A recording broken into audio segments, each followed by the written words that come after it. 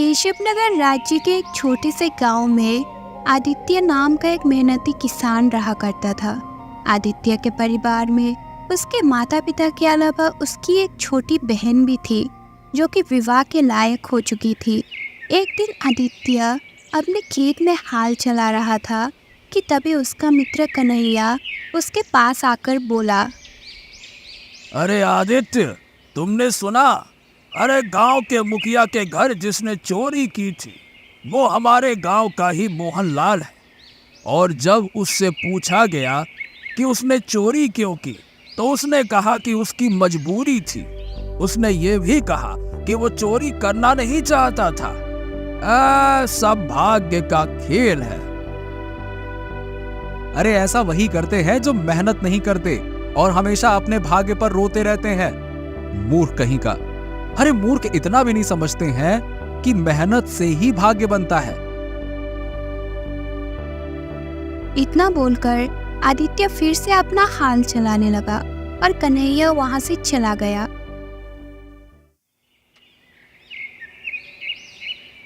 शाम को जब आदित्य अपने घर की ओर जा रहा था तभी उसके कानों में एक साधु की आवाज टकराई। वहीं रुक जाओ। आदित्य ने जैसे ही पलटकर देखा तो उसने देखा कि एक वृक्ष के नीचे एक साधु बैठे हुए उसे देखकर रहस्यमय अंदाज में मुस्कुरा रहे थे। क्या हुआ साधु महाराज, आपने मुझे क्यों पुकारा? कुछ देर पहले जब तुम अपने मित्र से बात कर रहे थे तब मैं तुम्हारे खेत के पास ही एक वृक्ष के नीचे बैठा हुआ तुम दोनों की बातें सुन रहा था। दरअसल मुझे तुम्हारी भाग्य की परिभाषा अच्छी लगी। अब कहना क्या चाहते हैं आप साधु महाराज? देखो, जिस मुखिया के घर पर जिस चोर ने चोरी की थी वो सत्य कह रहा है। उसने चोरी मजबूरी में की थी। मजबूरी हमसे हर वो काम करा लेती है जिसकी हम कल्पना भी नहीं कर सकते। उस चोर ने सही कहा था, सब भाग्य का खेल है। अब लेकिन साधु महाराज, मैं अब भी अपनी बात पर अटल हूं। इंसान अपना भाग्य अपनी मेहनत से बनाता है। जब कोई इंसान अपने जीवन में मेहनत नहीं करता तो वो सारा का सारा दोष भाग्य पर ही डाल देता है। आदित्य, मेहनत के साथ साथ इंसान का भाग्य अच्छा होना भी आवश्यक है। अगर इंसान का भाग्य अच्छा नहीं हुआ तो उसकी सारी मेहनत बेकार जाती है और उसकी सारी योजना धरी की धरी रह जाती है। अब क्षमा कीजिए साधु महाराज, लेकिन मैं इस बात पर विश्वास नहीं करता। मैं कोई साधारण साधु नहीं हूं आदित्य। मुझमें भूत, भविष्य, वर्तमान देखने की क्षमता है। तुम्हें बहुत जल्द मेरी बातें समझ आ जाएंगी। इतना बोलकर साधु वहां से चला गया। आदित्य अपने घर पर पहुंचा ही था कि तभी उसकी माँ रुक्मणी उससे बोली, अच्छा हुआ तुम आ गए, मुझे तुमसे बहुत जरूरी बात करनी थी। क्या हुआ माँ? आदित्य, अब तुम्हारी बहन मोहिनी विवाह के लायक हो गई। हमने उसके लिए अच्छा वर भी ढूंढ लिया। लड़का बहुत अच्छा है और हमारे गांव के जमींदार का दूर का रिश्तेदार भी है। अरे आप चिंता मत कीजिए पिताजी, मैं अपनी बहन का विवाह खूब धूमधाम से करूंगा। मेरी फसल सारे राज्य में बहुत अच्छी उगी है।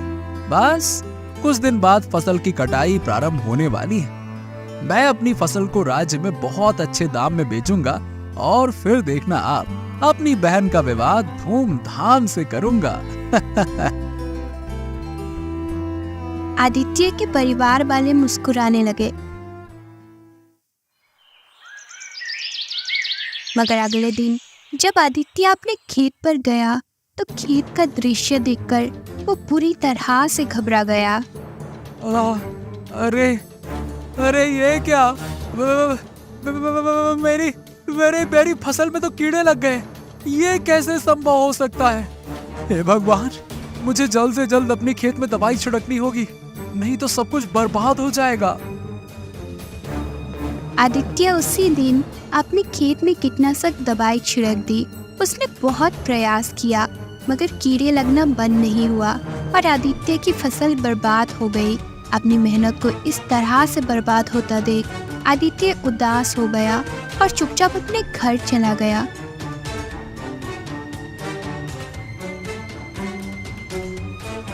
उसे उदास देखकर उसकी माँ रुक्मणी उससे बोली, क्या हुआ आदित्य, तुम उदास क्यों हो? आदित्य सारी घटना बताते हुए बोला, माँ, हमारी सारी फसल बेकार हो गई। मेरी समझ नहीं आ रहा कि अब मैं क्या करूं मैं। चिंता मत करो, तुम तो हमेशा अपने मेहनत को ही भाग्य समझते हो, तो फिर क्यों रोते हो? जाओ, जाकर जमींदार से कर्ज ले लो और केशव नगर से बीज खरीद कर ले आओ। अपनी माँ की बात सुनकर आदित्य जमींदार की हवेली पर चला गया और सारी घटना बताते हुए बोला, जमींदार साहब, मुझे बीज खरीदने के लिए कर्ज चाहिए। तो देखो आदित्य, मुझे तुम्हें कर्ज देने में कोई आपत्ति नहीं है, पर तुम तो जानते हो कि मेरा ब्याज बहुत भारी होता है। सोच लो, क्या तुम समय पर मेरा कर्ज चुका पाओगे? अब जमींदार साहब, सारा गांव जानता है कि मैं मेहनती और ईमानदार भी हूं। मुझ पर थोड़ा तो भरोसा कीजिए। सही बात कह रहे हो, लेकिन बेटा आदित्य, क्या है ना कि भरोसा करके उधार दिया जाता है, ब्याज पर कर्ज नहीं। अगर तुम मेरा कर्ज समय पर नहीं चुका पाए तो मैं तुम्हारे खेत पर कब्जा कर लूंगा। आदित्य गहरी सोच में डूब गया क्योंकि उसके पास बीज खरीदने के लिए भी धन नहीं था। उसने अपनी सारी जमा पूंजी पिछली फसल में लगा रखी थी। कुछ देर बाद आदित्य सोचते हुए बोला, ठीक है, मुझे मंजूर है जमींदार। जमींदार ने कुछ स्वर्ण मुद्राएं आदित्य को पकड़ा दी। आदित्य स्वर्ण मुद्राएं लेकर केशव नगर गया और अच्छे बीज खरीद कर ले आया। फिर वो पूरी मेहनत से खेतों में बीज बोने लगा। कुछ महीनों में उसकी फसल पककर तैयार हो गई, मगर जैसे ही फसल की कटाई का दिन आया, आदित्य ने देखा कि उसकी फसल में फिर से कीड़े लग गए और फसल पूरी तरह से बर्बाद हो गए। ये देखकर आदित्य की आंखों में आंसू आ गए। वो रोते हुए घर आया और सारी घटना अपनी माँ को बताते हुए बोला, माँ, सारी फसल बर्बाद हो गई माँ। ऊपर से मैं जमींदार का कर्जदार भी हो गया।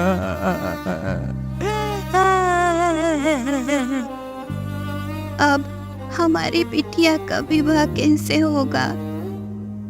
अरे आदित्य, कुछ दिनों में लड़के वाले मोहिनी को देखने आने वाले हैं। ऐसे में तो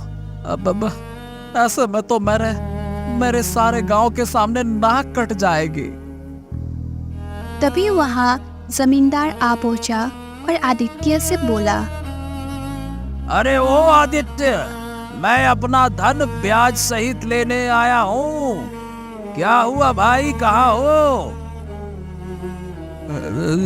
जमींदार, मेरी सारी फसल बेकार हो गई है। मुझे कुछ समय की मोहलत और दे दीजिए। हाँ, कुछ समय की मोहलत? ए बुड़बक, तुम्हारा दिमाग खराब हो गया है क्या? अरे सारा गांव जानता है कि मैं किसी को मोहलत नहीं देता।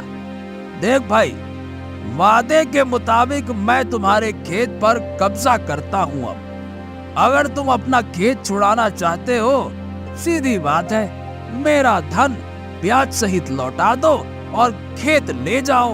हैं? इतना बोलकर जमींदार वहां से चला गया। आदित्य के हाथ से उसका खेत भी चला गया। कुछ ही दिनों में उसके परिवार के भूखे मरने की नौबत आ गई। ये सब देखकर एक दिन आदित्य अपने पिता से बोला, पिताजी पिताजी पिताजी, ये खेत भी हाथ से चला गया और घर में राशन भी खत्म हो गया।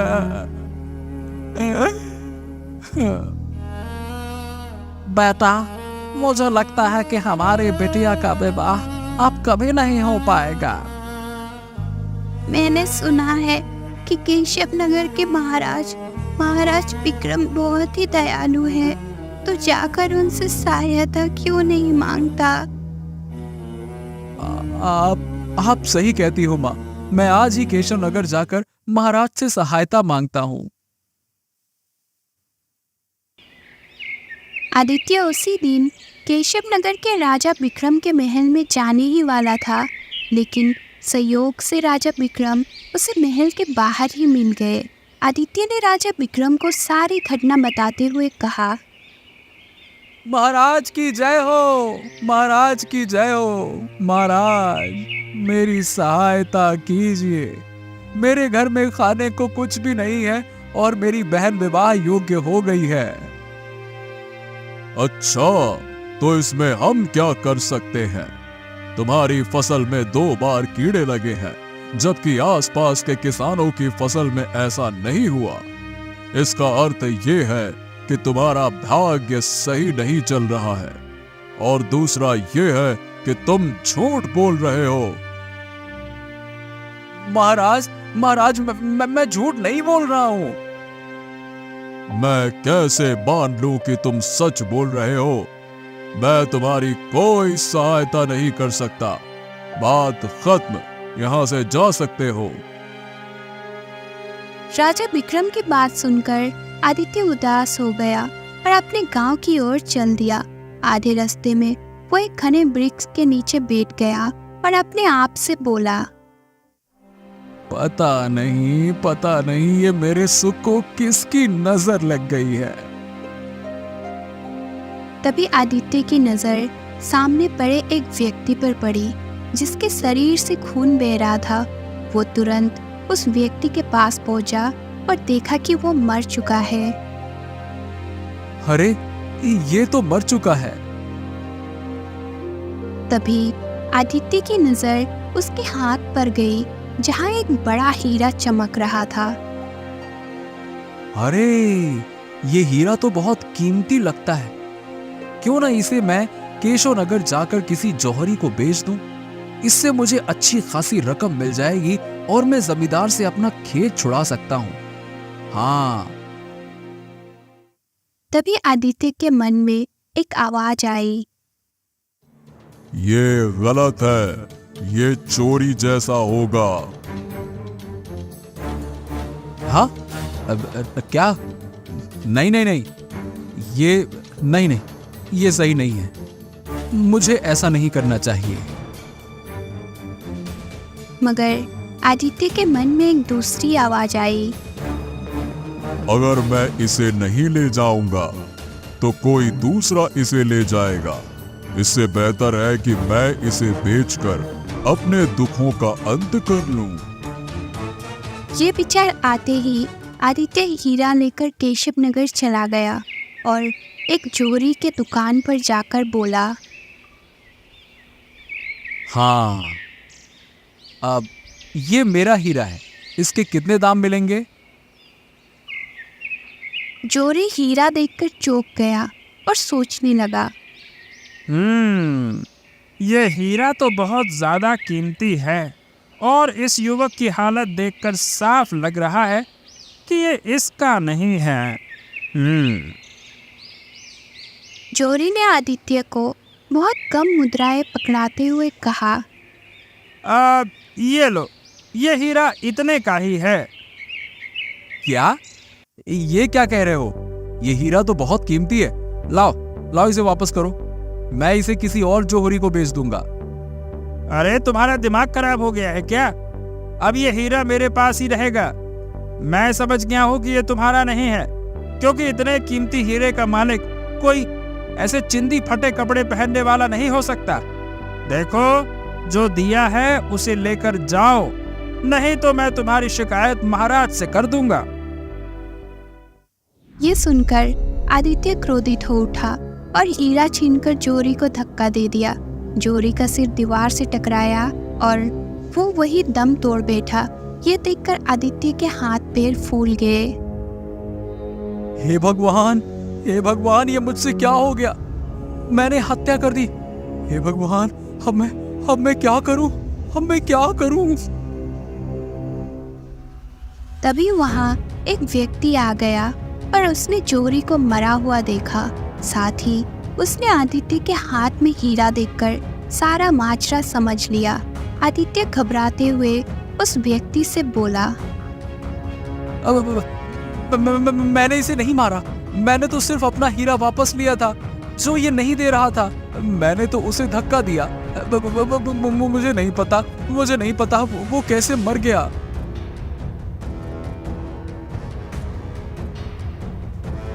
तुम्हें ये हीरा जंगल में मिला था ना, है ना?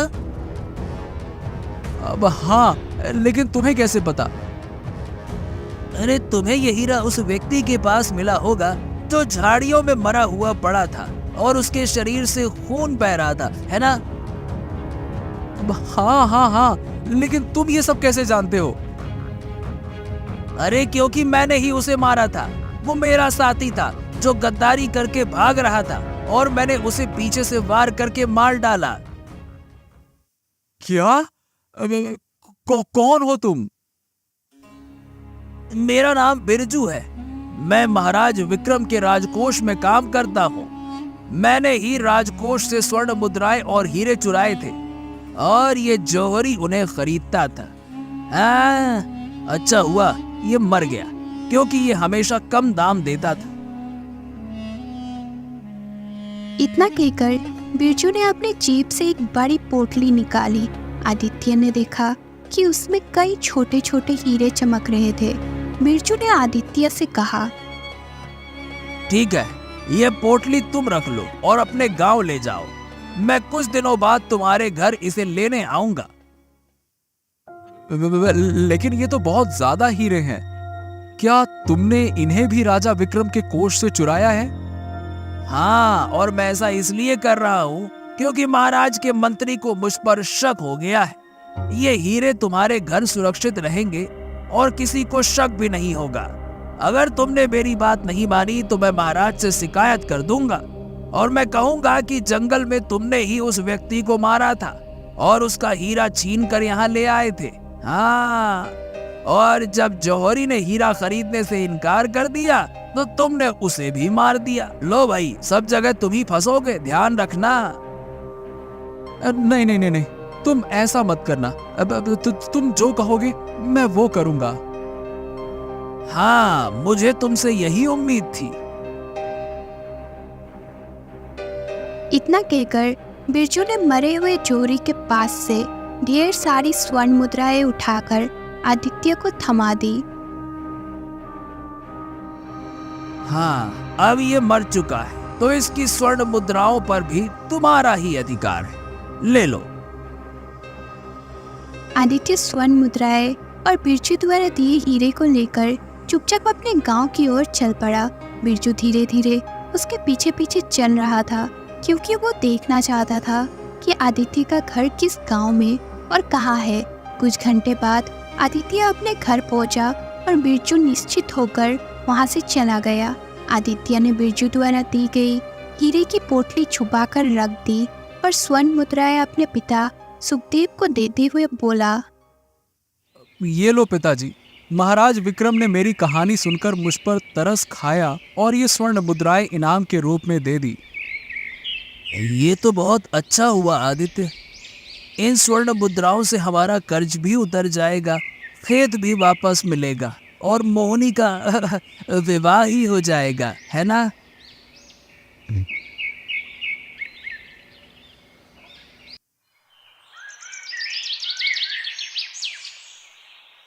अगले दिन आदित्य जमींदार के पास गया और उसके कर्ज चुकाते हुए कहा, ठीक है, तो मैंने जितना कर्ज लिया था वो सूद सहित अब चुका रहा हूं। ठीक है? ठीक है भाई, ये लो, आज से तुम्हारा खेत तुम्हारा हुआ। मुझे तो बस अपने धन से मतलब था जो मुझे ब्याज सहित मिल गया। बस बात खत्म।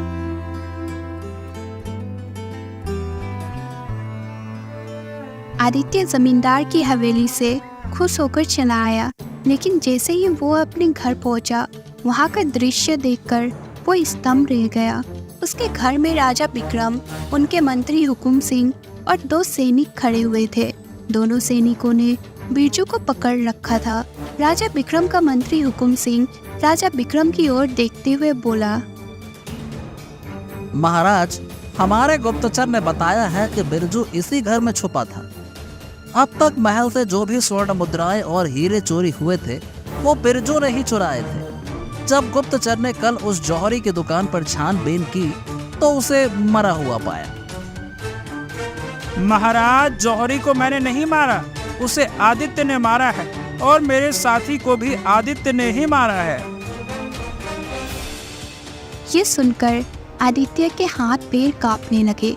राजा विक्रम क्रोधित होकर बोले, और तुम मुझसे सहायता मांगने के लिए आए थे? सीधी तरह बता दो, हमारे राजकोष से चुराए गए हीरे कहाँ हैं? डरते हुए आदित्य ने हीरे की पोटली राजा विक्रम को थमा दी और कहा, महाराज, बिरजू झूठ बोल रहा है। मैं तो जौहरी के पास हीरा बेचने के लिए गया था, लेकिन उसकी नीयत खराब हो गई। मैंने उससे हीरा छीना और उसे धक्का दिया, पर मुझे नहीं पता था कि वो मर जाएगा। तभी बिरजू वहां आया और उसने मुझे राजकोष से चुराए हुए हीरों की पोटली दे दी। उसने मुझे धमकी भी दी थी कि अगर मैं उसकी बात नहीं मानूंगा तो वो आपसे शिकायत कर देगा। तुम्हें वो हीरा कहां से मिला? महाराज, जब मैं आपकी सहायता मांगने के बाद अपने गांव लौट रहा था तो मुझे रास्ते में एक मरा हुआ व्यक्ति मिला जिसके हाथ में ये हीरा था।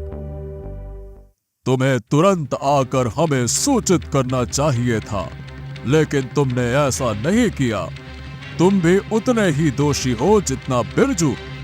तुम्हें इसकी सजा मिलेगी। महाराज, मैंने जो कुछ भी किया वो मजबूरी में किया। मेरे परिवार की हालत बहुत दयनीय थी। ये सब बहाने वही लोग बनाते हैं जो मेहनत नहीं करते। जैसे ही राजा विक्रम ने ये कहा, आदित्य को कुछ दिन पहले की घटना याद आ गई। तभी वहां वही साधु आ पहुंचा जिसने राजसमय नजरों से आदित्य की ओर देखा और बोला, क्यों आदित्य, अब समझ में आ गया भाग्य का खेल? साधु महाराज, अब मैं समझ गया।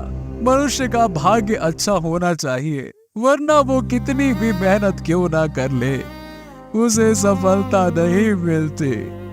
आपने सही कहा था कि मजबूरी हमें ऐसे काम करने पर मजबूर कर देती है जिसकी हमने कभी कल्पना भी नहीं की होती। महाराज, इसे छोड़ दीजिए। ये बेचारा भाग्य का मारा है। मैं इसे जानता हूं। ये मेहनती व्यक्ति है और इसका अपराधियों से कोई लेना देना नहीं है। ठीक है साधु महाराज, अगर आप कहते हैं तो मैं इसे छोड़ देता हूं। इतना कहकर राजा विक्रम अपने मंत्री के साथ वहां से चले गए और सैनिक बिरजू को पकड़कर ले गए। देखो, तुम्हारे भाग्य में कुछ समय के लिए बुरा समय लिखा था जो अब खत्म हो चुका है। याद रखना, इंसान की मेहनत जितनी जरूरी होती है उतना ही उसका भाग्य भी महत्वपूर्ण होता है। इतना कहकर साधु वहां से चला गया। साधु की बात सही निकली। कुछ महीनों बाद जब आदित्य ने फसल बोई तो उसकी फसल बहुत अच्छी हुई और राज्य में सबसे अच्छे दामों में बिकी।